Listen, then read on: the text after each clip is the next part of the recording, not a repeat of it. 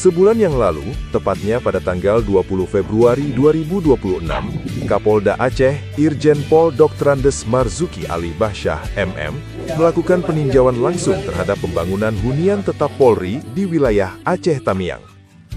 Dalam kunjungan tersebut, Kapolda Aceh secara teliti mengecek progres pembangunan Hunta Prikes Polri.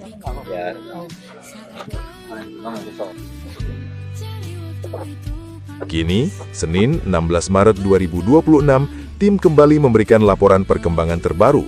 Dari 3 jenis hunian yang dibangun, Huntap Ruspin, Huntap Prikes, dan Huntap Kayu, pemantauan hari ini difokuskan pada Huntap Prikes Polri.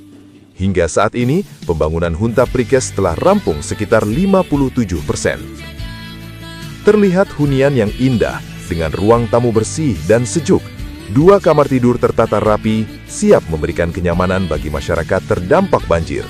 Fasilitas dapur lengkap dengan tempat cuci piring yang cantik, serta kamar mandi dan WC yang bersih. Inilah bukti nyata kerja keras Polri. Hunian yang dibangun bukan sekedar tempat tinggal, melainkan wujud kepedulian dan komitmen untuk menghadirkan kenyamanan bagi masyarakat. Polri menunjukkan kerja nyata, dan hasilnya luar biasa.